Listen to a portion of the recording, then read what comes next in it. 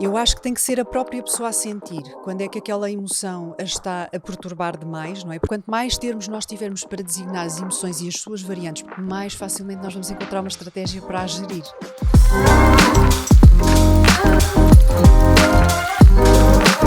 Olá, seja bem-vindo a mais um episódio do Inteligência Emocional, o podcast. O meu nome é Paulo Moreira e hoje temos aqui uma grande convidada, Alexandra Martins. Obrigado, Alexandra, por teres aceito o convite. Obrigada eu pela experiência.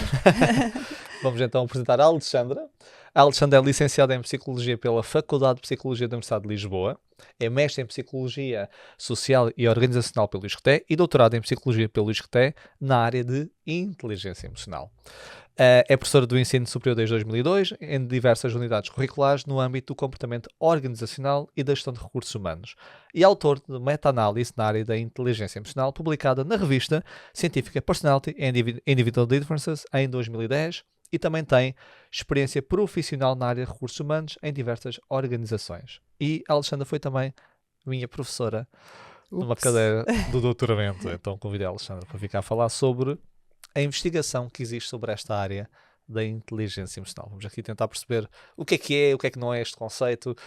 Temos aqui tempo para isso. A minha primeira pergunta para ti, é a minha pergunta de abertura a todos os convidados, é: qual é a importância das emoções na tua vida? Muitíssima. Aliás, acho que as emoções são de facto aquilo que nos distingue dos outros seres vivos, não é? Pelo menos a parte de termos consciência delas, Okay. não é? Não quer dizer que os outros não tenham, mas nós somos os únicos que temos consciência delas e, portanto, todo o impacto que elas têm na nossa vida acaba por influenciar muito o nosso comportamento. Não só de uma forma automática, que também acontece, não é, nos animais, mas também de uma forma mais refletida, ou seja, nós temos a capacidade de aceder à informação que as emoções nos estão a dar e utilizá-la para gerir melhor o nosso comportamento e as nossas relações com as outras pessoas. Portanto, as emoções de facto é uma espécie de o tempero da vida. Pelo menos eu sinto que sim, senão acho que a vida não teria muita piada, não é? Sem emoções seríamos o quê? Robôs? Robôs, seres ali sem frios, não é? Exato, muito frios, só executávamos ações pré-programadas, não tinha muita piada. E tu falaste agora num ponto de pelo menos somos os únicos seres que conseguimos refletir sobre as emoções, as tais emoções autoconscientes, sociais, etc. E as emoções que nós não conseguimos refletir sobre, achas que também são úteis, adaptativas, ou só aquelas que tu falaste em utilizar as emoções a nosso favor, mas aquelas que estão abaixo do nível da Certo. consciência que não conseguimos fazê-lo, digo eu. Sim, obviamente, pronto, pelo menos o António Damasio faz essa grande distinção entre a emoção e o sentimento, não é? Que são dois conceitos que nós tendemos a achar que são semelhantes, mas não são.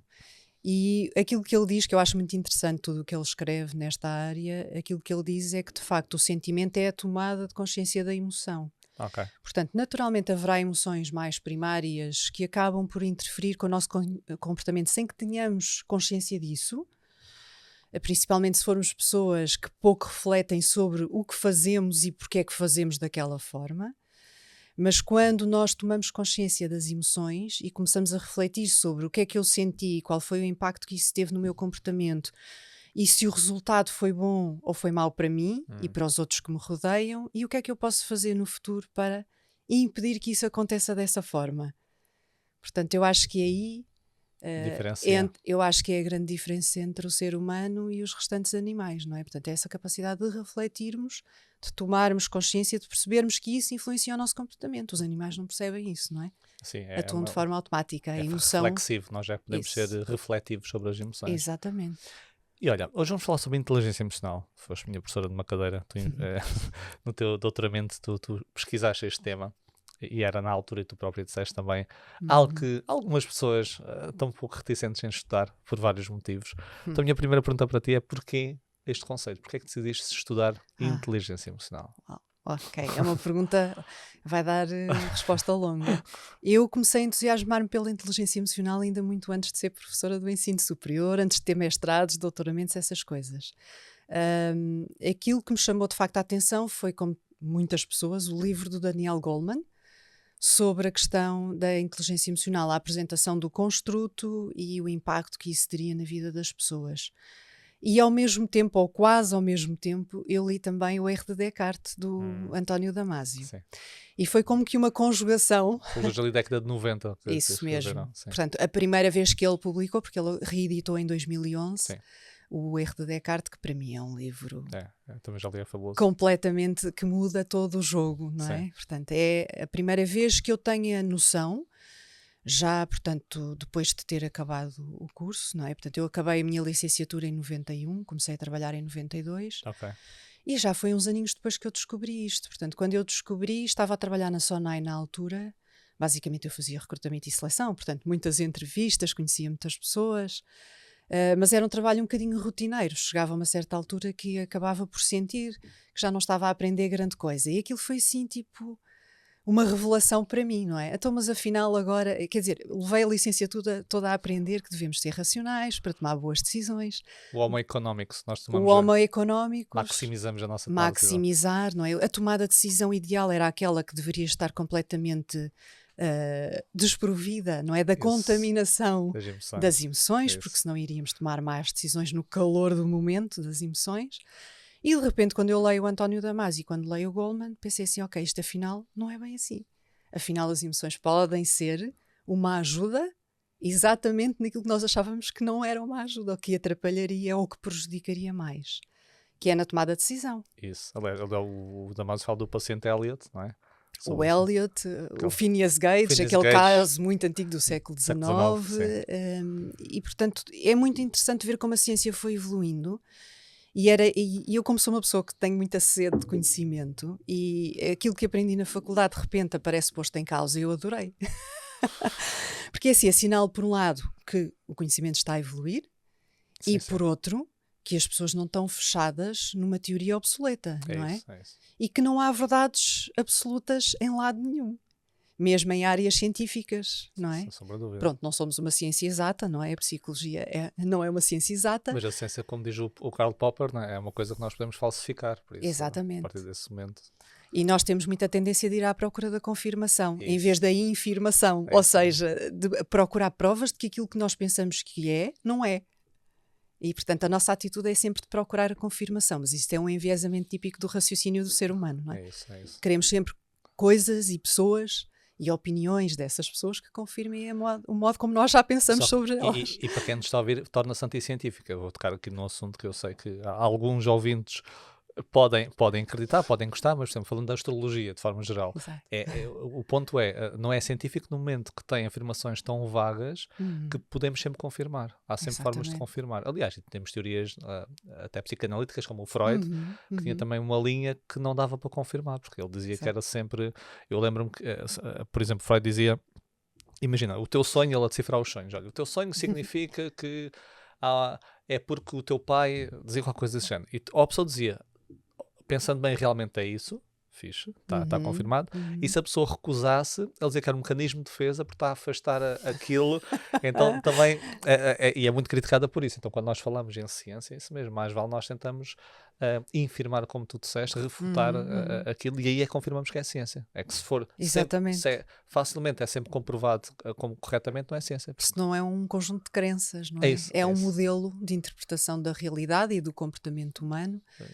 E, de facto, Freud teve um impacto brutal, não podemos ignorar isso, mas não é, a teoria dele, o modelo dele não é científico, não tem forma de ser provado ou o contrário, infirmado, não é? Portanto, sim. Então, leste o livro, Descartes, ficaste apaixonada por este mundo? Fiquei feliz, porque, é assim, as emoções, de facto, são tão importantes que me custava... é um bocado por aí. Lá que isto não serve para nada. Exatamente. Custava-me um bocado, como ser humano, deixar de lado uma vertente que é tão fundamental na nossa vida, porque alguém, algures no tempo, achou que aquilo era mais prejudicial do que benéfico para gerir a nossa vida.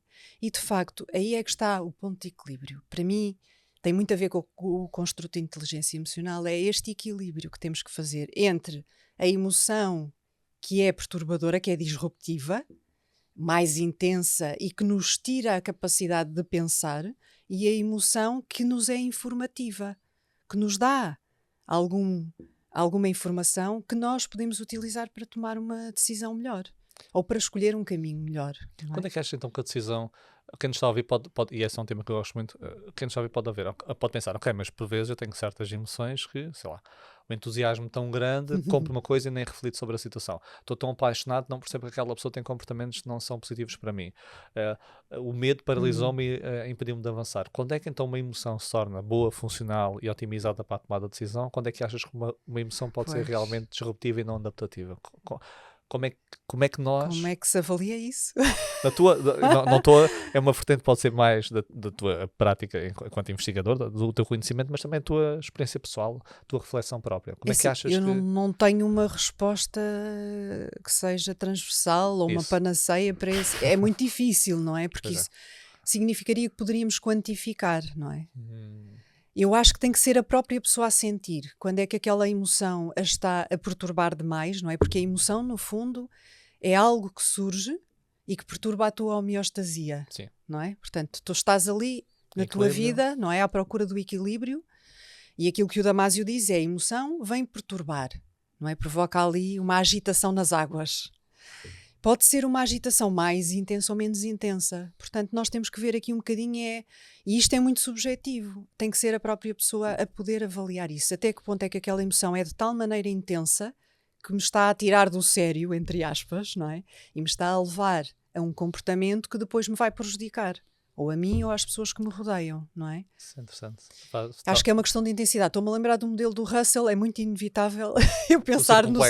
Sim, o modelo circunplexo das emoções, porque para quem não conhece, se nós quisermos imaginar, sei lá, uma pizza e dividirmos em 4 partes, não é? Há, de facto, as emoções básicas, podemos distribuí-las por aí em função de 2 grandes eixos, não é? Portanto, o eixo horizontal, que divide a valência da emoção, ou seja, se ela é agradável ou desagradável, para não dizer positiva e negativa, porque todas elas são importantes, e a outra dimensão vertical, que no fundo dá uma gradação em termos de intensidade, não é? Do menos intenso ao mais intenso.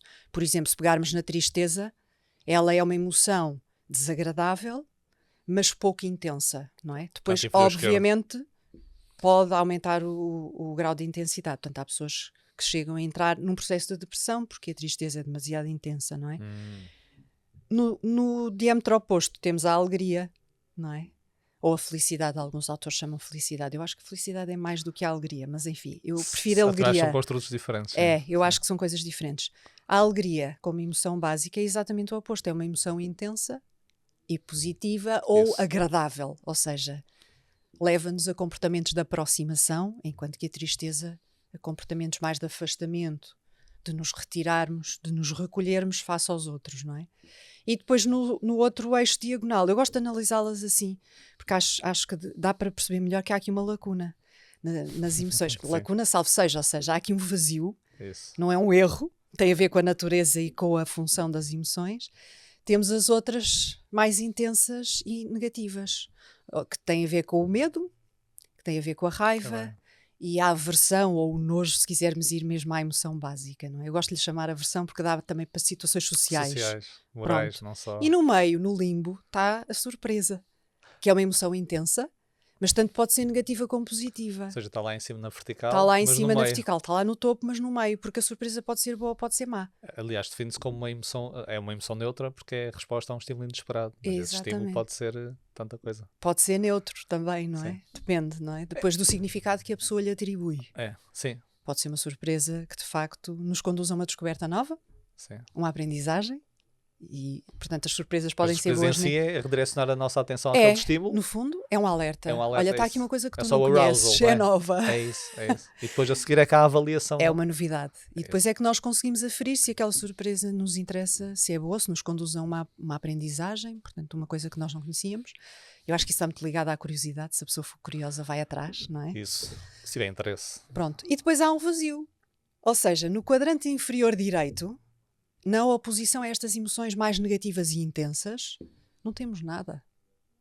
Então, não tens, por exemplo, a calma? Pois, mas não está nas básicas. Ok. Não é? Se pensarmos básicas... nas 5, 6 básicas, porque podemos também considerar o desprezo, não é? Isso. Mas alguns autores não a incluem. Não. Eu acho que o desprezo e a aversão ou o nojo vão um bocadinho... É uma emoção mais complexa do que o nojo, mas é um bocadinho uma variante, digamos assim. mais social. Acho que, sim, até o desprezo há quem defenda que incorpora um pouco do nojo e um pouco da raiva. Porque tu sentes superior àquela pessoa, de alguma forma, e queres ter algum tipo de retaliação. Não é só e tu afastas, não, tu queres algum tipo de retaliação, mas não é tão direto como a raiva. Isso então, mesmo, é por isso é mais combinada, não é? É mais complexa. Depois no quadrante inferior direito, ou seja, nas emoções que são menos intensas, mas agradáveis. Isso, das básicas. E é aí que entra aquilo que eu acho que faz sentido para mim, da minha experiência de vida e de alguma investigação que já existe nessa área, que é a questão da meditação. Ou seja, eu posso querer me sentir bem, mas não preciso de estar num estado esfuziante de alegria. Isso. Para mim, é aquilo que para mim é o bem-estar mesmo. O bem-estar é isso, é a pessoa sentir-se bem. Naquele momento, calma, tranquila, não está nem muito alegre, nem triste propriamente. Está bem consigo própria, está em paz, está tranquila. Não há grande agitação das águas. Ok, é só a homeostase, não é? É a homeostasia. No fundo é um bocadinho isso. E é aqui que eu acho que, por exemplo, pelo menos comigo funciona. Há pessoas que detestam isso e não querem saber. A meditação e tudo o que vem à volta disso. Pronto, eu sou praticante de yoga e fiz até uma certificação. Ainda pensei na hipótese de vir a ser professora de yoga, mas depois veio a pandemia e não cheguei a pôr em prática. Mas fiz e adorei, aprendi imensa coisa. Porque houve uma colega minha de gestão, curiosamente, que era a minha colega de aulas de yoga e pilates no ginásio, que se virou para mim e disse-me assim: olha, yoga é psicologia, devias fazer um curso. E eu, para que é que eu preciso de um curso desses? Já tenho os cursos todos, não preciso, já tinha o doutoramento feito. E ela disse: não tem nada a ver, tu vais adorar. E eu vou contigo. E fomos, inscrevemos-nos as duas numa formação certificada pela Yoga Alliance Internacional, portanto, e fizemos a formação e eu adorei porque eu aprendi imenso com uma pessoa com o 12º ano. É bom. E achei fantástico os ensinamentos que ele tinha para nos passar. E o yoga é muito completo, porque tem desde a parte física, que é aquela que é mais visível, que as pessoas conhecem, não é? Que são aquelas posturas quase de artista de circo. É isso, é mais um alongamento assim mais estranho. Contorcionismo. Mas o yoga é muito mais do que isso. Portanto, isso são apenas as posturas, aquilo que se chama no yoga os asanas, e que curiosamente na cultura oriental é chamado postura psicofísica. Porque a associação que se faz é a cada postura física corresponde um estado psicológico. E isso é válido para muita coisa. Por exemplo, a respiração, que também é muito utilizada no yoga, eu uso isso diariamente. Todos os dias. Portanto, aquilo ficou quase como uma ferramenta para a minha vida. Porque, de facto, eu sou uma pessoa bastante ansiosa. Fico perturbada com alguma facilidade, com qualquer mudança, qualquer coisa desconhecida que tenha pela frente. E, normalmente, para me acalmar, utilizo não só algumas posturas que me ajudam a descontrair, não é? Mas também alguns exercícios de respiração. Já tens investigação sobre já há investigação sobre isso. O grande problema da investigação nessa área do mindfulness, que é um estilo específico de meditação que não é do yoga, portanto ele pertence à tradição budista, mas o que eles fizeram foi retirar a parte religiosa, não é? E tornaram-na um produto, digamos assim, secular. Ou seja, uma ferramenta que nós podemos utilizar. Eu utilizo diariamente, por exemplo, o body scan.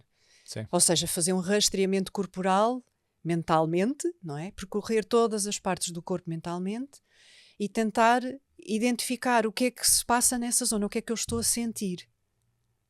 E ao mesmo tempo que faço isso, eu estou não só a focar a minha atenção numa coisa diferente dos meus pensamentos, que me levam à ansiedade, não é? Como também estou a perceber o que é que se passa com o teu corpo. Com o meu corpo. Tens o foco seletivo, permite-se não estás naquela narrativa tua interna e ainda entendes melhor o teu corpo. É um win-win. Aprendo melhor, não é? O que é que se passa com o meu corpo, como é que ele está, qual é o seu estado fisiológico. E isso ajuda-me também a identificar se o corpo se sente assim. Provavelmente alguma coisa se passa para ele se sentir assim. Será que eu consigo acalmar essa ansiedade? É isso. Podes assistir às causas, mas também às causas, às consequências e tentar de alguma forma corrigir, gerir, se quisermos assim, porque corrigir às vezes dá a sensação que há alguma coisa errada. É como as emoções, estás a ter consciência sobre o teu corpo, não sobre a emoção em si, mas sobre o corpo onde se manifestam as emoções. Porque a emoção tem muito a ver com o corpo, é físico, não é? E nós na psicologia, e falo com conhecimento de causa, não é? Porque sou psicóloga, sou suspeita, mas eu acho que a psicologia pega um bocadinho por aí. Eu acho que a psicologia, pelo menos do tempo em que eu fiz a licenciatura, parou um bocado naquela fase em que a preocupação era as doenças psicossomáticas, não é? O que é que o que é que os meus pensamentos me podem levar a ter em termos de sintomas físicos, não é? Portanto, qual é a repercussão física dos meus pensamentos no meu corpo? E nunca se pensou no contrário. E eu acho que aí o yoga e a meditação, seja ela mindfulness ou de outra natureza qualquer, pode ser religiosa, pode ser aquilo que as pessoas quiserem, a meditação para mim e o yoga e essas, no fundo essas terapias, se quisermos assim orientais, vêm trazer exatamente isso. É o inverso. Será que através do corpo eu consigo mudar os meus pensamentos? Ter esta parte bidirecional. Bidirecional completamente. Sim. E com as investigações que agora há sobre Sim. a ligação cérebro-intestino, não é? O tal eixo. Também. Cérebro-intestino também é fascinante, farto-me de ler sobre isso porque eu adoro essa temática. Porque lá está, eu acho que na minha formação de base falhou um bocadinho isso. Também o conhecimento não estava ainda aí. Não é? Isto são descobertas mais recentes. Eu também, a minha licenciatura é mais recente que a tua e também não se abordou assim. Pois. Já a linha da terceira geração, não é? Da psicologia cognitivo-comportamental, já se fala mais sobre isso, mas ainda é uma coisa muito recente e quase um complemento. Olha, também existe isto. Também existe isto. E já reparei que existe até... Estas já já são unidade agora? Sim. E reparei que há até aquelas novas terapias que se chamam de terceira geração. Eu não sou de clínica, portanto a minha área foi sempre psicologia social e organizacional, mas vou acompanhando.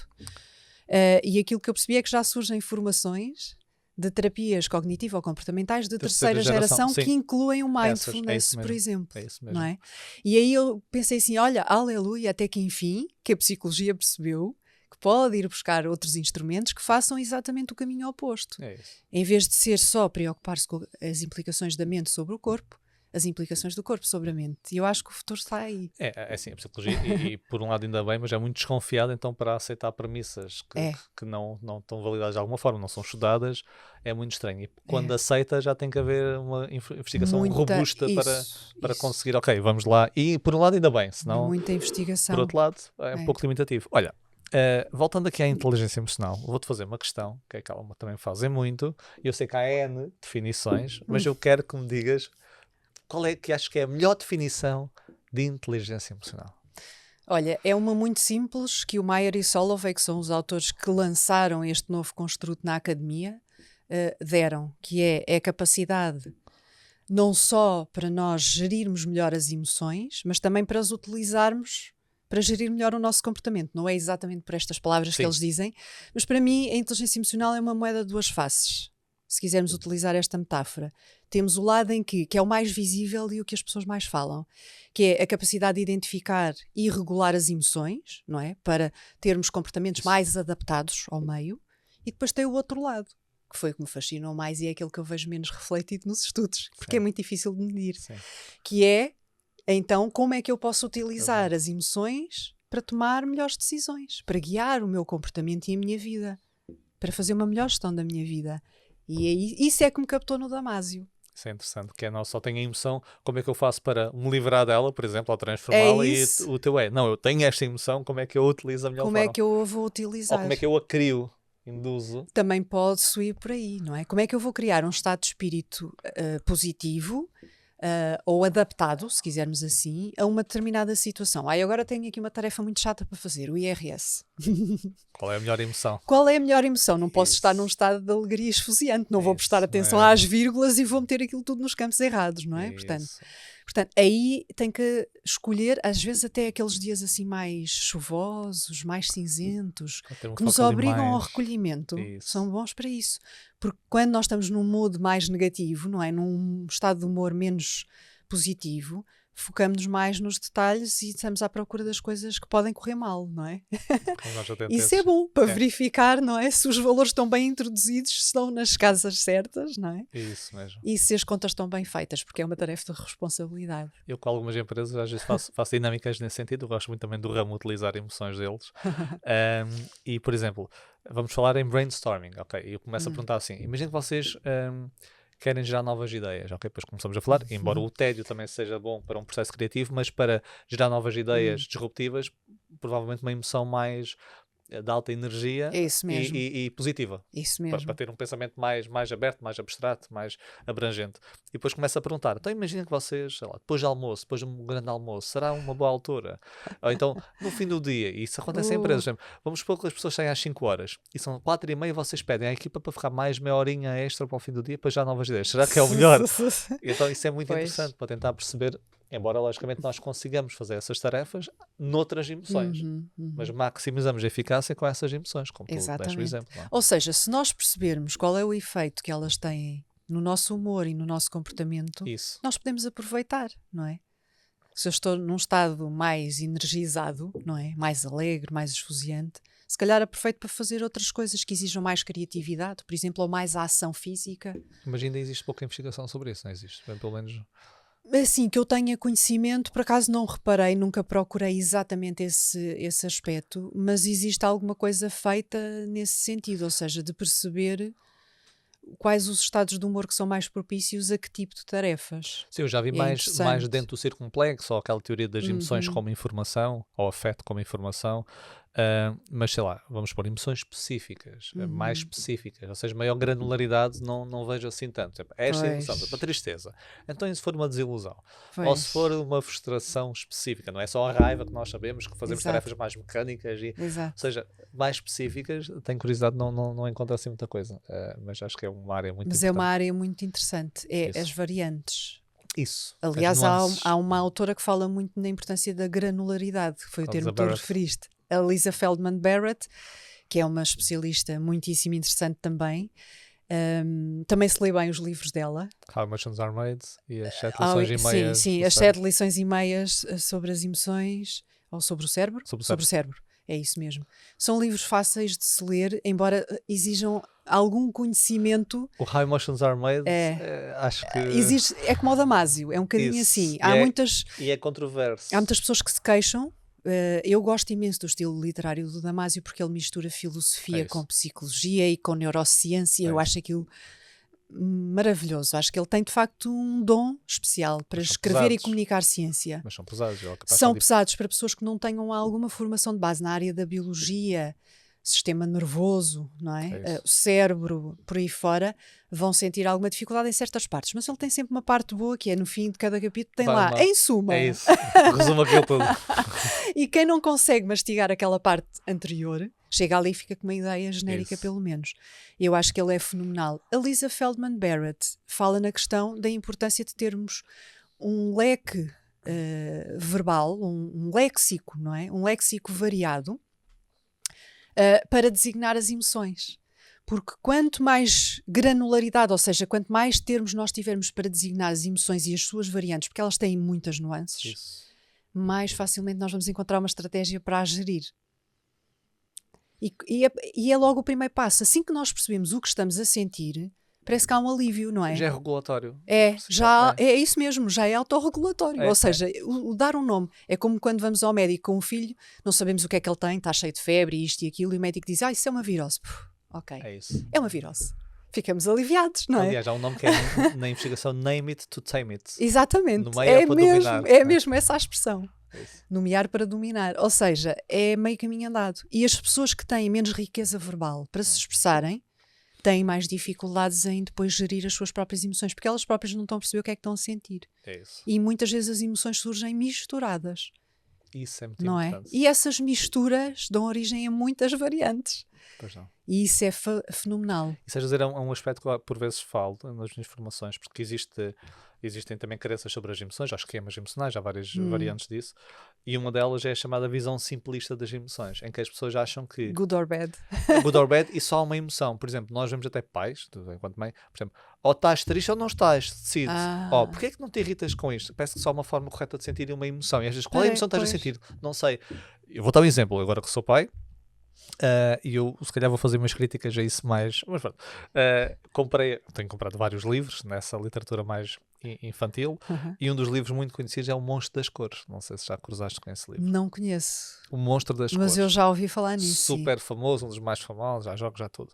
E está cheio de lacunas, porque também quem escreveu, ela salvo é jornalista ou ilustradora, não tem o conhecimento de base. Então, um exemplo, o Monstro das Cores começa com o monstro pintado com várias cores, supostamente a experienciar várias emoções. Ok. E aparece a menina chateada com ele, ou seja, já agora a ralhar que ele está assim, do género, é sempre a mesma coisa, vamos lá, do género, corrigir isso. E depois ela vai com ele e diz, bom, isso assim não funciona, nós temos que saber qual é a emoção que estás a sentir. Então, basicamente, o que ela faz é, coloca cada emoção num frasquinho, a dizer, o amarelo é a alegria, o verde é a Ah, calma. E depois ele colocar cada emoção num frasquinho, ou seja, cada emoção tem que ir para um frasquinho. E a ideia é, uma das ideias erradas, que não podemos experienciar várias emoções, que ao aquilo é mesmo errado. tempo. Pois. E isso é, Ou seja, que há algo de errado connosco quando isso isso, acontece. Se as coisas se misturam, é isso por é um nós. mito. É isso. E se eu acho Completamente. então que tenho um problema, que não sei o que devo sentir, ainda é mais problemático. Pois, pois, Que eu já não pois. sei o que estou a sentir, ainda sinto mal porque não sei o que estou a sentir. Exatamente. Não faz Duplamente penalizado, não É é? isso. Esse é um tema também muitíssimo interessante. Essas misturas de emoções, de facto, É. são mais difíceis, obviamente, de identificar, de interpretar E até de estudar há várias. e até de estudar, porque, é assim, em termos de investigação, torna-se muito mais complexo. Porque a Sim. emoção é uma coisa que é muito subjetiva, é muito vivenciada pelo indivíduo.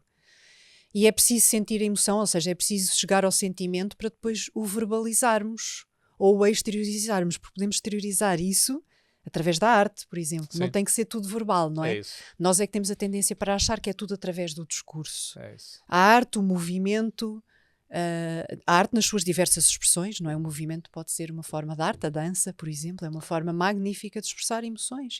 Sim. E portanto, digamos que nós não precisamos. E há pessoas que dizem, eu não sei como expressar isto de outra maneira, tem que ser desenhando, não é? É uma E forma qual é o expressiva, problema? É uma forma de comunicação. Façam-no, não é? A pessoa tem que identificar a sua forma preferencial, aquela que funciona melhor consigo para expressar essas emoções.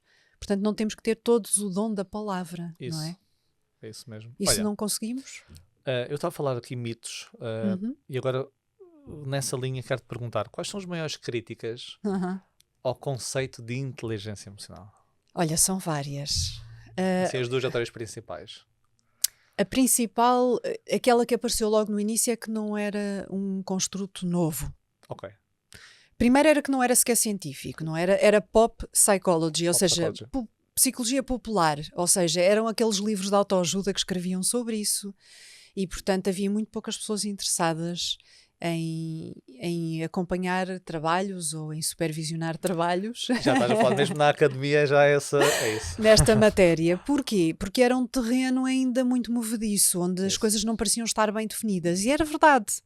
Portanto, no fundo, teve esse grande problema. Havia os crentes e os descrentes. Isto era quase que começou como uma religião. Aqueles que acreditavam na inteligência emocional como sendo algo poderoso e aqueles que não acreditavam de todo que fosse possível estudar cientificamente isso. E depois, dentro da linha dos que acreditavam, há aqueles críticos que dizem, não, mas isso é uma mistura, isso não é novo. É uma mistura de outras coisas que já existem na psicologia, não é? Ok. E puseram tudo junto e deram um nome. A percepção das emoções, a regulação das Isso. emoções, a expressão das emoções, portanto, a alexitimia, essas coisas Isso. todas. Já existiam instrumentos que avaliam a incapacidade das pessoas de expressarem as suas emoções e de identificarem, não é? Que é uma perturbação, digamos assim, não é? Portanto, há ali alguma dificuldade em consegui-lo. Questões sobre regulação de emoções, já havia James muita Gross, investigação, o Gross e por aí fora. Portanto, não era propriamente uma novidade. O que é que era novidade para mim? Era o tal reverso da medalha.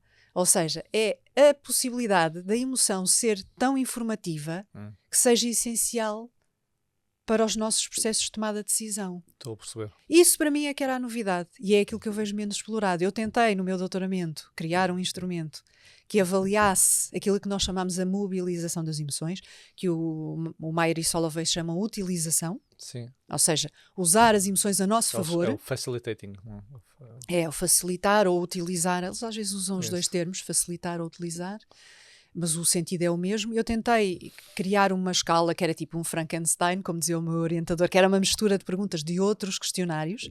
Fizemos uma análise fatorial e tentámos identificar esse fator e ele apareceu altamente correlacionado com o da regulação das emoções. Ou seja, foi à vida.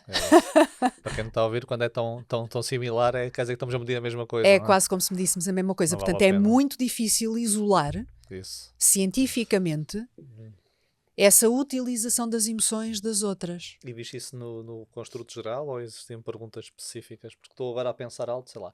Dá lá um exemplo que nos está a ouvir. uma pergunta que possa tentar medir ou aceder a esse A construto utilização das emoções. Sei lá, por exemplo, sei como, olha, aquilo que falámos há pouco, sei como criar uma emoção adequada a uma determinada situação. Sei como adequar as emoções às situações, por exemplo, Pois, e não se é? calhar outro construto regular seria Ou algo como. costumo usar o sentido do humor para descontrair o ambiente. Ok. E estou a ver, ou seja, no gerir emoções ou no regular, se calhar Isso. perguntas como consigo lidar com as minhas emoções, sei como lidar com as minhas emoções da melhor forma, se calhar eles. O problema aqui Parece. é nós tentarmos até nos focar sobre a tomada de decisão, não é? Sim, Ou costumo ouvir o meu corpo quando tomo uma decisão. pois. E já me Esta era chamar uma das para. perguntas que eu acho que tinha lá, que isto já foi há uns aninhos, eu já não me recordo Sim. exatamente. Mas sim, havia perguntas desse género. Ou seja, presta ou não presta atenção ao meu corpo para tomar uma decisão, àquilo que ele me diz Para tomar uma decisão. para tomar uma Esse decisão. calhar vai tocar no percepcionar emoções, uma coisa assim. Pois aí estou a perceber. Era É difícil difícil. isolar esse fator, ou seja, é preciso arranjar aqui perguntas melhores, para, pelo menos pelo método questionário, não é? Sim, sim, para ter. Pronto. Para conseguirmos avaliar isso de uma forma mais consistente, digamos Então, assim. uma das críticas era essa questão de é um construto, não é um construto, é É científico, ou não não é. é científico, não é, e é uma coisa nova ou é old wine in new bottles, que era o que diziam muitos autores, ou seja, vinho velho em garrafas novas. Ok. Havia muito essa crítica.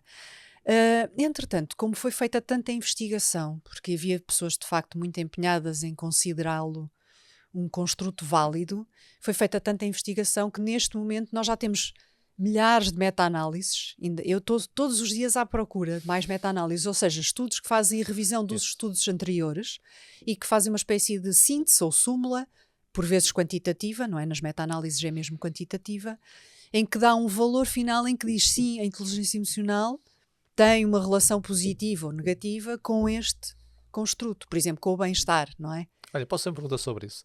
Tu fizeste uma meta-análise, Certo? que eu até na tua introdução falei, e na tua meta-análise encontraste uma correlação entre inteligência emocional, tu mediste a Ability Base, quem nos está a ouvir, ou o Mix Model, pronto, há vários modelos, mas tu encontraste uma relação entre a inteligência emocional e a saúde mental, psicossomática e física, E esta com física, menor exato. correlação. Minha pergunta para ti.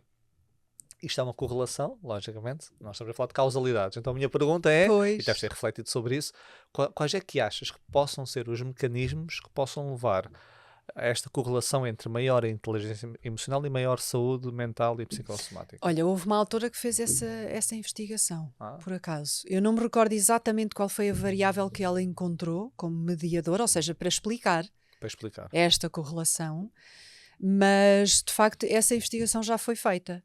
Ou seja, a ideia é, e na psicologia é quase tudo assim, nós é que isolamos demasiado as variáveis e só medimos duas delas, mas Sim, nós sabemos há que na várias. realidade há muitos fatores Isso, a contribuírem em isso. simultâneo, concorrentes, não é?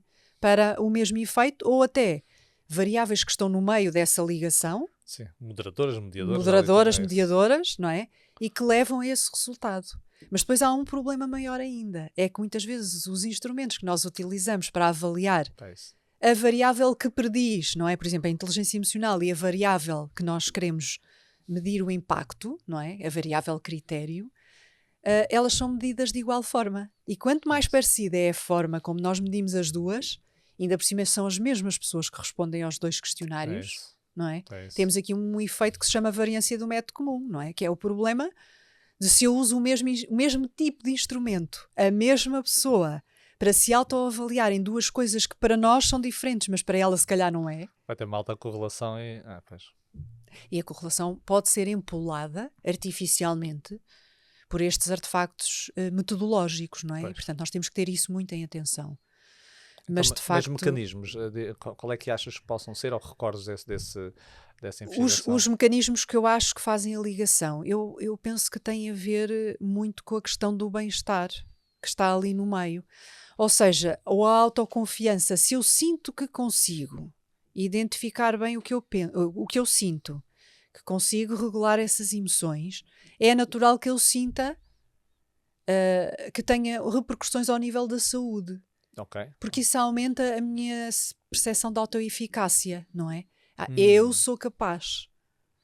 Estou-me a lembrar quase a investigação sobre o otimismo também é um pouco parecida a isso. Ou seja, otimistas tendem sempre a ter maior bem-estar, um pouco por aí, se calhar investem mais em si, sabem que são mais capazes, sentem que são mais, e então deve ser aqui mecanismos também parecidos, achas? Eu creio que sim, acho que tem a ver com o grau de confiança, e a autoeficácia está muito ligada a isso, não é? O grau de confiança que a pessoa tem pelo facto de conseguir dominar as suas emoções. Faz-me sentido. Olha, pergunta aqui também polémica sobre este conceito. O Goldman, quando escreveu o livro, em 95, o nome do livro era, depois já foi editado e já retiraram este subtítulo, mas Inteligência Emocional, e se bem te recordas, o subtítulo era Why Can Matter More Than IQ, em português, porque é que pode ser mais importante do que o QI. Entretanto, como tu sabes muito bem, caiu-lhe o mundo todo em cima. E começou a guerra quase, que eu ouço e perguntam que é QI ou QE? Qual é a mais importante? Tu falaste isso também na aula. Então a minha pergunta para ti é, os dois são indissociáveis. Há quem fale lá fora, vamos dizer assim, as pessoas, se tens elevado QI, tens um baixo QE, ou baixa inteligência emocional, e vice-versa. Primeiro, como é que os dois estão relacionados? Ou seja, se um sobe, o outro desce, ou se um sobe, o outro tende a subir, ou se são completamente diferentes? Primeira pergunta. E a segunda, o QI continua a ser um forte preditor do nosso sucesso? Sim, não. E a inteligência emocional? Sim, não. O QI continua a ser a variável isolada dentro da psicologia que melhor prediz os comportamentos das pessoas. O sucesso, até a longevidade, a saúde. Ou seja, o QI continua a ser o maior preditor. Ou seja, a inteligência geral, de forma isolada, é o único preditor da psicologia que isoladamente prediz mais variância do comportamento. E até qual é até quanto prediz, ou seja, em termos de força a força preditora, aquilo anda à volta aí de uma correlação de 0,25, 0,50. Quando nós conseguimos, depende dos instrumentos, não é? Mas normalmente partimos dessa base, e até há um estudo muito interessante que eu normalmente mostro nas aulas, acho que mostrei também na vossa, em que se começa da base, que é o que é que mede o QI, e a partir daí, quais são as outras variáveis mais de fundo personalístico, não é? Portanto, variáveis mais dessa ordem, o que é que elas acrescentam? Isso. Ou seja, uma vez medido o QI, o que é que as outras trazem? Ou seja, ali o QI está entre 25 e 50, isso. Ou seja, sei lá, vá lá que tenha uma correlação de 0,50. Já é assim, média. Pronto, para que é daí que parte esse gráfico mesmo. E depois vai juntando... Vamos juntando. O que é que vale a pena acrescentar? Por exemplo, isto põe-se em questão em processos de seleção, não é? Se eu estiver a recrutar e a selecionar pessoas numa organização, eu quero saber quais são os instrumentos que vale a pena eu utilizar. Quais é que acrescentam valor e quais é que são um desperdício de tempo, quer para as pessoas, quer para mim, enquanto avaliadora. Portanto, e aquilo que esse gráfico mostra é muito interessante. É que o que vem a seguir, por exemplo, é a entrevista estruturada. É um ótimo acrescento. A entrevista estruturada não é a entrevista livre, freestyle. Sim. Cada candidato diz o que quer e o entrevistador não tem um guião para seguir. Portanto, não recolhe a mesma informação em todos os candidatos. Não é? Isso tem que ser assim. Depois lembro-me que havia os Big Five, ou seja, os 5 grandes da personalidade, o tal, não é, da abertura à experiência, conscienciosidade, a extroversão, o neuroticismo, ou o inverso, que é o equilíbrio emocional, e a agradabilidade ou afabilidade, alguns autores chamam-lhe por aí. Se medirmos estes 5 grandes da personalidade, também acrescenta algum valor. Tem inteligência emocional. O que acrescenta mais é a conscienciosidade. Sim. Curiosamente. A abertura à experiência tem uma elevada correlação com a inteligência. Ou seja, é o quão curiosos nós somos. Faz sentido. Quanto procuramos informação, não é? Queremos saber, que somos ávidos de aprender. Portanto, esse já não acrescenta grande valor. O C da conscienciosidade é o que acrescenta mais valor. Porque tem a ver o quão persistentes nós somos no prosseguimento dos nossos objetivos. Não é? Se não desistimos, não nos deixamos ir abaixo, se não achamos que já não somos capazes, portanto, e levamos as coisas até ao fim, fazemos o que nos comprometemos a fazer, vamos até ao fim. Portanto, esse é um excelente preditor dentro dos Big Five. Esse não pode estar, como é que esse relaciona com a inteligência emocional? Porque parece-me que estás a tocar em alguns aspectos. O que correlaciona mais normalmente é o neuroticismo. Sim, inversamente. Inversamente. Porquê? Porque o neuroticismo tem a ver exatamente com isso. Define só o neuroticismo para quem nos está a ouvir. É a dificuldade que eu tenho em encontrar um equilíbrio, portanto, emocional. Ou seja, é o quão me deixo levar pelas emoções, não é? Por exemplo, se sou uma pessoa muito ansiosa, posso chegar a um nível tal de medo, não é? De ansiedade, que não consigo sequer dar uma aula, por exemplo, não é? Fico paralisada, não consigo falar, pode acontecer. Portanto, isso tem a ver com o neuroticismo e a necessidade muito de segurança, de ordem, não é? Portanto, tem a ver com isso, porque são coisas que nós queremos controlar, não é? E o que é que a inteligência emocional prediz? Então, A inteligência emocional, curiosamente, depende como é medida. Isso. E essa era uma das outras críticas que eu poderia ter apresentado antes, mas posso agora falar, que é aos instrumentos de avaliação. Portanto, a grande crítica que se faz logo a seguir a essas questões de acreditar que sim, de ser ou não ser diferente dos que já existem na psicologia, vem depois a seguir a questão de, afinal, o que é e o que inclui. E temos muitos modelos que incluem coisas que para mim já não são inteligência emocional, são consequências da inteligência emocional, como por exemplo a gestão do stress, não é? Que entra, por exemplo, no modelo do Baron. Estava a pensar mesmo nisso. E eu acho que isso não faz sentido. O otimismo, a mesma coisa. Não faz sentido. Isso é uma consequência. Nós temos que ser aqui um bocadinho exigentes quando consideramos os modelos. Se nós vamos buscar um modelo que eu costumo chamar o saco do Pai Natal, tem prendas para toda a gente, epá, vamos medir tudo e mais um par de botas e acabamos por, lá está, contaminar as outras medidas que usamos depois. Se eu vou medir a inteligência emocional com um teste como o do Baron e depois vou medir o bem-estar, há uma contaminação inevitável. Ele tem fatores como, por exemplo, ele tem o teste da realidade, que é ver o mundo de forma objetiva, depois tem otimismo, ou seja, tem ali coisas que quase que junta tudo o que dá para... Ou seja, ele tem, para mim, é assim, qual é a teoria que está por trás desse modelo? É um bocado confuso, não é? Por exemplo, o modelo do TKE, do Petrides e Fournin, que é já o mais recente, resultou do quê? De uma conjugação dos outros modelos anteriores. Depois fizeram uma análise fatorial com os itens dos questionários e saiu um modelo novo. É empiricamente derivado. Também não me cheira que seja grande coisa por aí. Ou seja, eu acho que eu sou um bocadinho convencional nestas questões da ciência. Eu acho que temos que começar por um modelo e depois é que vamos procurar uma operacionalização desse modelo. Um instrumento que avalie aquilo que eu disse que era a inteligência emocional. Ora, se eu digo a inteligência emocional como o modelo do Meyer e Solovey, que é o mais, como é que eu ia dizer, o mais estilizado, é aquele que é mais puro, eu vou medir então a percepção das emoções, vou medir a regulação das emoções, vou medir a utilização e a compreensão das emoções. Eu gosto muito deles porque eles metem as emoções como uma forma de... Eles falam uma forma de cognição, ou seja, as emoções estão no meio. E depois tens o percepcionar, como disseste, tens o utilizar, tens o gerir, tens o entender. É tudo sobre as emoções. Sobre as emoções, acho muito interessante. Os outros é como disseste, é muito traço, já é mix, ou vamos buscar várias coisas. Os outros invadem muito o campo da personalidade. Até há um modelo muito giro que eu costumo mostrar nas aulas, penso que também mostrei na vossa, que é assim uma espécie de uma pirâmide, não é? Mostraste. E na base da pirâmide, nós temos de um lado a personalidade, do outro lado a inteligência, que são os construtos mais antigos da psicologia, que já têm anos e anos de investigação. Temos a inteligência emocional a tentar enfiar-se na parte de cima da pirâmide, no triângulo superior, ok? E ela está a tentar encontrar o seu caminho. Eu adoro o aspecto metafórico dessa imagem. E depois tem outra coisa gira essa imagem, é que temos o grau de correlação conforme a inteligência emocional é medida, com a inteligência pura e com as medidas de personalidade. O que é que interessa aqui ver então? É quão misturada ela está com os construtos que já existiam e qual é o seu grau de independência. E o que mostra essa figura é que a maior independência existe nos modelos do Meyer e Solovey, portanto o modelo de aptidão que considera que a inteligência emocional é uma forma mesmo de inteligência e que tem que ser avaliada com perguntas de certo ou errado. Mas isso parece uma ótima opção, não é? Só que depois temos um problema, é quem é que decide o que é certo e errado. E os testes deles, eles têm ainda no campo das emoções. Mais provavelmente ser correta, até a menos provavelmente ser correta, com base num conjunto de supostamente e eles vão buscar os especialistas, não é? Mas o mais engraçado é que eles têm duas formas depois de avaliar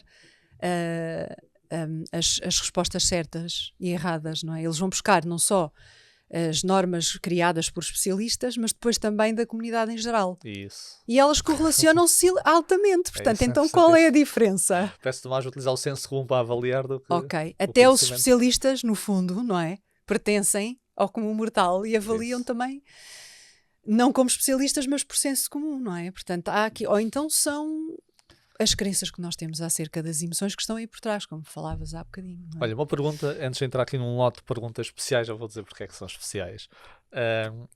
Eu há pouco fiz uma pergunta que eu não me lembro se depois respondeste diretamente, que era a parte do que e do que é, se os dois, porque há este mito, que é quase um sobe outro 10. O que é que a ciência mostra sobre... Eu não concordo com isso. Okay. Aquilo que eu tenho visto, e por acaso o Goleman depois mais à frente explicou isso, eu acho que foi inteligente a forma como ele tentou dar a volta a essa afirmação exageradíssima que ele fez, que o QE era 2 vezes mais importante do que o QI, que não é. Não é. É uma variável que acrescenta algum valor e, de facto, se nós o medirmos com uma aptidão, já não acrescenta muito mais, precisamente porque está no campo da inteligência. Isso. Se medirmos como um traço de personalidade, vai depender do modelo. Quanto mais inclusivo é o modelo, mais valor ele acrescenta. Pois então também acabaste de responder à questão. Se estiveres a medir como se estivesse mais correlacionado com a inteligência, então os dois sobem mais em conjunto. Portanto, o que é que faz sentido? Eu, se estivesse num departamento de recrutamento e seleção e quisesse complementar uma medida de inteligência geral, ia buscar um questionário de inteligência emocional de traço, ou seja, em que as pessoas respondem dizendo o que acham delas próprias nas perguntas, não é? Portanto, é uma autoavaliação, com todas as limitações que isso significa, que eu posso não me saber avaliar, ou eu posso exagerar a minha avaliação porque quero parecer bem, a chamada desejabilidade social. Mas como eu costumo dizer na brincadeira, para responder a um questionário de inteligência emocional, desses de traço, eu preciso de ser emocionalmente inteligente, ou seja, eu tenho que me conhecer. Sim. Eu tenho que saber para poder responder. Portanto, exige algum nível de maturidade e de autoconhecimento. Basicamente é isto. Mas sim, para responder à tua pergunta, a inteligência emocional acrescenta valor. Já há muitos estudos que fazem a análise da validade incremental, ou seja, qual é o acrescento, o incremento em termos de predição dessas ferramentas. Portanto, a inteligência emocional sim acrescenta valor e dá-te uma outra oportunidade, que é tu conheceres a faceta mais emocional da pessoa, que eu acho que é muito interessante, principalmente para funções que implicam lidar com outras pessoas, que hoje em dia é quase tudo. Não é? É isso. Mesmo o informático vai ter que ir trabalhar numa reunião com os seus clientes para perceber o que é que o cliente quer.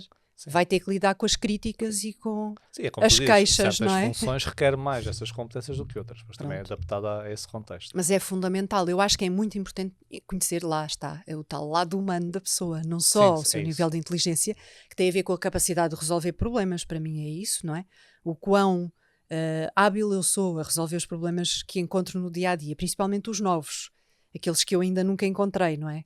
Vou ter que encontrar uma solução inovadora. Isso é que revela o grau de inteligência da pessoa. Depois, o resto que tem a ver com a personalidade, então sim, eu utilizaria a inteligência emocional, porque eu consigo avaliar várias componentes da inteligência emocional, que são fundamentais hoje em dia, mas claro, não é mais importante, acrescenta algum valor. É assim, só aqueles estudos em que se apenas utiliza a medição da inteligência emocional e, por exemplo, da variável critério, vamos imaginar a saúde ou o desempenho no trabalho, se eu não medir a inteligência, eu estou artificialmente a ignorar uma coisa que sabemos à partida que é o melhor preditor do sucesso no trabalho. Sim. É a inteligência, como tudo o resto na vida. Portanto, a questão é, o que é que isto me acrescenta? Portanto, eu acho que eles são complementares. Sim, se quiseres. Estou a perceber. Acho que vale a pena considerar ambas as coisas. Ok, boa. Olha, Alexandra, nós temos um evento, que é o evento de inteligência emocional. Fizemos a primeira edição este ano, estou a gravar em 2024, e agora vamos fazer uma nova edição, a 1 de fevereiro de 2025, na aula magna. Sim, vamos tentar para ali a sala composta. E o evento de inteligência emocional, para quem nos está a ouvir, vocês conseguem ver o link depois na descrição do episódio. E eu vou colocar excertos de alguns convidados com algumas questões que eu vou colocar aqui. E porquê? Nesse evento vamos falar de 5 temas. Falar sobre o humor, falar sobre a procrastinação, falar sobre a ansiedade, falar sobre o stress e inspiração. Então, vamos falar sobre emoções e outras que não são emoções, mas são componentes que orbitam à volta das mesmas. Então, tenho uma pergunta para cada um destes tópicos. Porque depois, antes de falar de cada emoção, eu vou pôr alguns certos selecionados dos convidados a responder a estas questões. Okay? Bem então, visto. Poderás aparecer lá em algumas destas questões. Então, tenho aqui 5 questões para ti. Ok? Então, vamos começar pelo humor. Adoro. Alexandra, conta-me a tua piada favorita? Eu sei que é uma grande pressão, pode não ser a favorita, mas uma piada, sei lá, que te recordes ou que gostaste de ouvir. É lá, a piada favorita. Tira a pressão do favorito. Uma piada que queiras aqui Uma partilhar. piada que eu gosto. Ai meu Deus, há tantas. Então, isso é bom. Opa. Eu acabei de ler uma piada antes de entrar para aqui. Ótimo. É o efeito da recência. É o feito da recência. É o origem de De um disponibilidade. amigo meu que todos os dias me manda não sei quantas piadas. Estes amigos são bons. Eu achei que tinha piada. Não sei se consigo reproduzir exatamente como lá está. Vamos. Mas era algo do género que quem inventou o amor para toda a vida foi na altura em que as pessoas só viviam até aos 37 anos. Pronto, achei piada. Gostei. Porque de facto as coisas mudam, não é? Mas os conceitos às vezes permanecem. O problema é que vivemos mais tempo agora e... Agora vivemos até aos 80 e tal, 90 mais. Há pessoas que chegam aos 100. Temos que mudar essa frase agora. E então o amor para toda a vida começa a ser mais complicado e mais difícil de conseguir atingir. Foi uma boa piada, respondeste bem à questão. Segunda questão, sobre procrastinação. Ah. Qual foi a última coisa que procrastinaste? Pequeno ou grande? Pode ser uma coisa Arrumar coisas. Arrumar coisas em casa? Oh. Sim, por exemplo, os materiais que eu tenho lá do doutoramento e do mestrado, que eu sei que eu não vou precisar daquilo. Eu não vou. Tu enquanto, ok, não enquanto professora, mas enquanto aluna, tens de dar aquilo ali para... Sim, já para não falar das aulas que eu já dei nos vários sítios, das disciplinas todas que eu já dei, e tenho lá tudo guardadíssimo. Eu podia tens deitar guardado aquilo em formato fora. papel ou no computador? Estás a falar Em papel e em computador. Ou seja, agora já não aquilo... imprimo quase nada, é muito difícil. Pois também, hoje em dia. Às vezes só imprimo tipo... sei lá, um draft dos slides que vou apresentar para pôr umas notas ao lado de coisas que quero dizer e tenho receio de me esquecer na altura, porque é como eu começo a falar e depois coisas esqueço. Importantes para te balizares. Sim. Mas tirando isso, eu hoje em dia, aliás, eu durante o doutoramento eu imprimi tudo, os artigos todos que eu achava fantásticos, eu queria ler aquilo tudo e sublinhar e escrever à mão, porque eu tenho este vício, eu não consigo ler nada, até os livros estão todos rabiscados. Eu também tinha esse vício, agora já estou mais digital. Pronto, e estou sempre naquela coisa, eu devia arrumar isto para ganhar espaço na sala para outras coisas que são mais importantes, mas não, eu tenho lá na sala. Está ali a fazer a companhia. Então é dentro de um baú que já está lamentavelmente destruído. As coisas todas, porque cada vez que eu penso, eu tenho que guardar isto, não é? Sei lá, os exemplares que tive que imprimir por causa do doutoramento, os artigos todos que eu li. Está ali tudo no baú. Está ali tudo. Aquilo é parte da minha vida. Eu tenho muita dificuldade em deitar coisas fora. É horrível. Mas não és uma hoarding da acumuladora? Não acumulo ao ponto de não se poder... Estás lá a entrar lá em casa? Não, até porque eu sou uma pessoa arrumadinha e organizada. Está tudo arrumadinho. Não devia estar ali.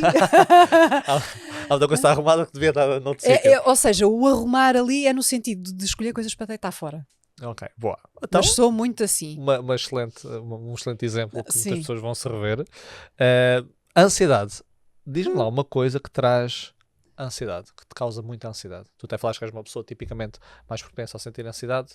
Há alguma coisa especificamente que te faça sentir mais ansiedade? O trânsito.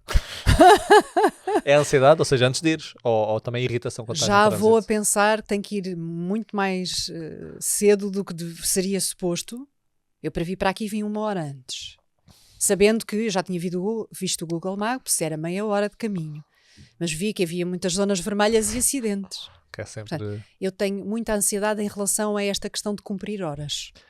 E, portanto, o trânsito tira-me do sério, porque eu só vejo pessoas a fazer coisas que eu acho que não faço, porque eu sou perfeita a conduzir, não é? Claro. As outras pessoas todas é que se portam mal. Ou seja, eu vejo muita coisa e quando entro num engarrafamento tento respirar fundo, não é? Aplico ali as minhas técnicas de respiração do yoga. Liga a música. Já estás a saltar, comentava de uma pergunta que te vou colocar. Ansiedade, e eu confirmo, porque eu quando convidei a Alexandra, tu perguntaste-me onde é que era, se havia estacionamento ao pé, como é que fizeste uma preciso saber tudo. Por acaso não costumam fazer essas perguntas, por vezes fazem, mas é mais as que não fazem do que as que fazem, e tu entraste notas que fizeram.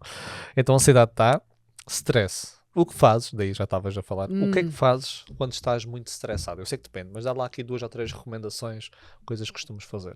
Olha, se puder vou dar uma caminhada ao pé do mar. Para mim é fundamental o contacto com a natureza, principalmente se tiver água ao pé. O mar relaxa-me profundamente. E é engraçado que já há estudos que mostram que os íons da água do mar têm um efeito calmante sobre as pessoas. Portanto, se pudermos pôr os pés dentro da água, ainda melhor, ou caminhar mesmo à beirinha da É água. interessante. Eu esse fenómeno não consigo, porque o sítio onde eu caminho tem um passeio marítimo. É Ok. ali na zona de Caxias, e é lá que Faz eu assim gosto. como para os guiões, anda cá ele. Eu inspiro a ver se os iões entram, Com força. a tentar ver se... Mas estou mesmo ali ao pé do rio, pronto. Aquilo Ok. é um braço de mar, é considerado, é Rio Tejo, mas é considerado ainda mar, porque eu sinto o cheiro. Cheira-me a mar. Maresia, aquela maresia. Sim. Pronto, e eu adoro aquele cheiro do iodo. Uhum. E tem ali uma partezinha que tem uma enseada com uma prainha e depois outra assim mais pequenininha. Eu quando passo nessas zonas inspiro profundamente e vou a respirar o mais que posso as respirações que aprendi no yoga, que é basicamente respiração abdominal. Sim. E prolongar o tempo da expiração. Porque é aquilo que já está provado mesmo cientificamente. Quanto maior for a expiração, Maior exemplo. não há, por exemplo, o dobro da inspiração? por exemplo, ou... pode Ok. ser o dobro, mas pode ser 4, 6. Por exemplo, inspirar em ok. 4 tempos, expirar em 6. Ok, desde que seja mais. É Desde que seja mais. Interessante. Quem consegue ter maior treino de capacidade respiratória pode ir, por exemplo, fazer 4 ou 8, que é o dobro. É o ideal. Portanto, quanto mais tempo eu levo a expirar, mais eu tiro de mim a tensão acumulada pelo stress. Então, caminhada à beira-mar e ao conjunto, ao Respiração. separado a respiração e a expirar mais do que inspirar. Exato. Boa. E há outras respirações que também faço. Sim. Pronto. Boa, boa. Mais nasalada e respirar pelo nariz. Pois, A respiração pela boca é ansiogénica. Ou eu respiro seja, pela boca, mas tenho aumenta o nível de ansiedade. um desvio. Pessoas que têm problemas no nariz têm mais Eu tenho um dificuldade. grande desvio no septo nasal, agora o meu corpo está habituado a respirar pela boca. Ah. Então estou sempre... Mas já fiz Pois. uma operação. Mas... E não resultou mesmo assim? Não, resulta, eu vou treinando em casa à Pois. noite, meto não sei o quê, ou tapa a boca, Sim, mas sim, ainda sim. estou a treinar. A respiração nasal tem também várias vantagens e uma delas é filtrar o ar e a outra é, como entra menos ar, levo mais tempo a inspirar e a expirar. Portanto, isso provoca um efeito faz sentido. de Mas, em vez de calmia. Pois. Há uma respiração no yoga que é para acelerar, ou seja, é já uma respiração que é o Bhastrika, que é uma respiração que é para aumentar o nível de energia. Por exemplo, se uma pessoa estiver mais Olha, triste, deprimida ou com falta de energia por qualquer motivo, pode fazer essa respiração, como é que é? que é muito rápida. Eu detesto fazê-la porque eu sou muito ansiosa e cria-me Podes ansiedade. exemplificar e depois regulas com a outra prática? Sim, é mais do género Mas pelo nariz também? Opa. sempre. Quando Sempre nós estamos pelo em nariz. guitarras, fazemos assim. Eu digo que parece a respiração das grávidas a parir. Faz-me lembrar imenso. E normalmente nas aulas, quando o professor dizia vamos fazer Bhastrika, eu fazia os possíveis para evitar, porque cria-me muita agitação. Então, E eu já desculpa sou por uma essa pessoa- agitação, É. agora, micro-agitação Não que faz eu mal. causei. Isto agora Agora tens o resto do tempo Agora para... posso- Olha, a posso última pergunta inspirar. dos 5 temas para... Quem é que te inspira mais na tua vida? Quem é que me inspira mais na minha Ou quem é que te vida? inspirou mais? Pode ser uma pessoa que não esteja cá já, mas... Uma pessoa que te lembres que foi Olha, mesmo uma fonte ou é uma fonte de inspiração? Para mim, durante o tempo em que a minha mãe viveu, foi sempre a minha mãe. Ainda hoje me inspira. Sim, sim. Claro. Pela maneira de ser dela. Que é tudo aquilo que eu não consigo ser. Era uma pessoa que tinha o condão de ouvir e aceitar o outro tal e qual como ele era. Eu sou mais na linha crítica. Tentar ali mudar. Que é muito chato para as pessoas. É, obviamente, não é? Sou muito mais crítica. Eu procuro muito as coisas negativas. O teu foco tende a ir para aí. É, e por isso é que sou ansiosa. É isso, é isso. Tu está tudo ligado, não é? Sim, é isso. Tenho mais tendência para procurar aquilo que está mal do que para identificar aquilo que está bem. Que tem a sua valência, tal coisa, não é? E tudo pode ter essas duas valências, não é? Equilíbrio. Mas tenho feito um treino. Isto é um trabalho para o resto da vida. E o yoga ajuda muito nisto, a questão da gratidão. É isso mesmo. A questão, uma coisa que eu acho interessantíssimo nos yamas e niyamas, que são tipo os 10 mandamentos do yoga, é quase como os princípios morais e éticos, digamos assim, que um yogi deve ter, ou uma yogini, no meu caso, sou rapariga. O yogi e a yogini. Yogini, não é? A mulher é yogini, a praticante, não é? Que tem a ver com uma coisa que eu adorei nos yamas e niyamas, que é santosha. Santosha é sentir o contentamento. E que vai um bocadinho na linha que falámos no início, ou seja, está naquele quadrante que não tem emoção básica. da emoção pouco intensa, mas positiva. Agradável, sim. Agradável. Ou seja, eu estou bem, eu estou em paz. E isso é uma luta que eu sei que vou ter até ao fim da vida. É passar da ativação excessiva, negativa, para uma ativação positiva, mas não muito intensa. Eu não preciso de estar... Já não estou naquela fase da vida que estou sempre à procura de coisas... Grande excitação, grande alegria, grande exaltação, nada disso. Eu agora procuro exatamente o contrário. Pode ter a ver com a idade, com a experiência de vida, ou com aquilo que eu me sinto mais confortável. Estou a perceber. Sinto-me melhor assim. Okay. Já não corro tanto atrás disso. A minha mãe tinha de facto essa capacidade. Era uma pessoa que escutava os outros até à última nota, verdadeira empatia, e que os aceitava tal e qual como eles eram. Interessantíssimo. Muito bom. E eu tenho feito um esforço enorme para seguir esse exemplo. Portanto, isto em termos humanos. Em termos profissionais, eu admiro profundamente o António Damásio. Já se deve ter percebido pelo início da conversa, não é? Acho que ele tem feito um trabalho louvável. Primeiro porque é português, depois porque é um neurocientista radicado nos Estados Unidos e que é reconhecido internacionalmente. Sim, é sempre pensado em todo o lado. Ele é famosíssimo e merece-o. O Ronaldo da neurociência. É por mérito. É o Ronaldo da neurociência, se quisermos ir por aí. De facto, é uma pessoa fabulosa. Todos sabem quando se fala dele. Eu inspiro-me muito nele porque acho que, de facto, ele é um excelente comunicador de ciência. É isso também, que às vezes falta. Falta muito, apesar de ainda assim não ser para todas as pessoas, porque ele tem, de facto, alguma complexidade. Mas tem aquela tal coisa que eu falei no início que eu gosto muito nele, que é misturar a cultura que ele tem, mais aspectos filosóficos, que eu gosto muito de filosofia, e ele consegue ir buscar contributos dessas várias áreas e tornar a leitura muitíssimo interessante. Concordo. Eu, por exemplo, adorei o livro que ele escreveu ao encontro de Spinoza, porque ele vai buscar o filósofo e começa... Já o Descartes é a mesma coisa. Tá? O Descartes é a mesma coisa, não é? Boa, eu gostei. Também é uma pessoa que eu admiro. Perguntas finais. Se tivesses... Eu sei que consideras que as emoções são todas úteis, ok? Mas se tivesses que livrar de uma emoção, qual é que seria? A ansiedade. Só pode, não é? Porque é aquela que mais me perturba. Isso. É aquela que tem mais luta ao longo da tua vida. E que muitas vezes me impede de ir atrás de coisas que os outros iriam por medo de falhar. Ou por medo de não estar à altura. Então será mais o medo ou a ansiedade? Pois. É assim, elas são da mesma família, mas... Elas são da mesma família. O medo é mais primário, não é? Portanto, é aquela emoção mais básica. Sim, mais uma ameaça imediata. Eu tenho sempre o receio de que as coisas não corram bem, ou que eu não esteja à altura de... Que as pessoas tenham expectativas em relação a mim mais elevadas do que na realidade eu vou conseguir dar de volta. Isso parece um pouco um síndrome do impostor. Às vezes parece. Também já pensei nisso. Que é até muito comum. Mas eu acho que tem muito a ver com outra faceta minha, que é o perfeccionismo. E isso é péssimo. É a pior coisa. Não recomendo a ninguém. Sim. Não, também se relaciona. As pessoas mais perfeccionistas tendem a ter mais... Tudo tem que estar perfeito. Isso. Eu tenho que ler tudo antes de falar sobre aquele assunto. O problema é que tudo é infinito. Nunca mais acabo. Nunca mais. Há sempre alguma coisa mais. Há sempre mais qualquer coisa. Ainda esta semana eu encontrei mais umas meta-análises para acrescentar às outras que costumo apresentar nas aulas e dizer bolas, falhei estas duas. E uma já é de 22 e outra de 21. Como uma expressão que eu ouvi alguém dizer. Autoinvestigação. Alguém que era chibatada psicológica. Isso mesmo. Essa eu não conheço. Então, uma pessoa disse chibatada psicológica. Mas é mesmo. Ok. Era a última? Não. Mais duas. Qual é a tua emoção favorita e porquê? É uma pergunta, mas já tenho mais uma. Pois, eu acho que acabei já por o dizer. Obviamente toda a gente vai para a alegria, não é? Mas eu prefiro o contentamento. A satisfação. Nem todos vão para a alegria. Já tive várias emoções. Já tive emoções de valência negativa. Há pessoas que a favorita é a raiva, por exemplo. Mas contentamento nunca tive. Bem, só se forem aqueles desportistas muito competitivos. A raiva dá imenso jeito nesse caso, também, não é? Também. Para combater os obstáculos e vencer ao oponente. Mas o teu contentamento tem tudo a ver com aquilo que tens vindo a falar até agora. Para mim é isso. Ok, gostei. Baixa energia, tranquilidade. É a tua favorita, é o contentamento. Eu cada vez mais procuro a paz de espírito.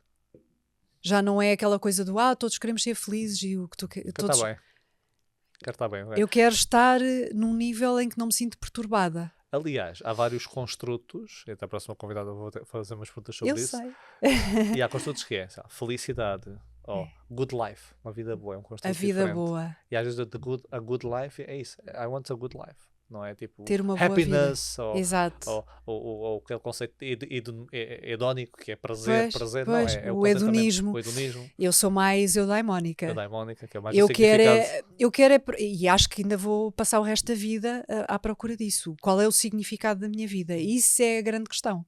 É que eu ainda não descobri. Houve uma frase que eu li que Às vezes tenho assim uns lives, umas luzes. Há uma frase que eu li que é: o significado da vida é encontrar significado na vida. É isso. Se calhar é isso mesmo. Portanto, estou bem, estou no caminho certo, estou à procura dele. Eu acho que toda a gente precisa de um propósito. E quando nós sentimos que não estamos a acrescentar nada, e foi isso que eu senti nas empresas, senti que já não estava a acrescentar, porque cheguei a um ponto em que o trabalho se tornou rotineiro para mim. Eu preciso de aprender. E, portanto, a questão do desviar-me para o meio académico foi com esse intuito. E o outro era a sensação de que ensinar é partilhar.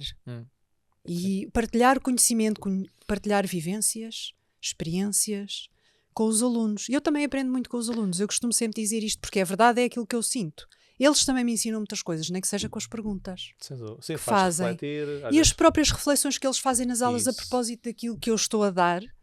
Sim, é muito retroalimentando e às vezes surge algo que não estava já à espera.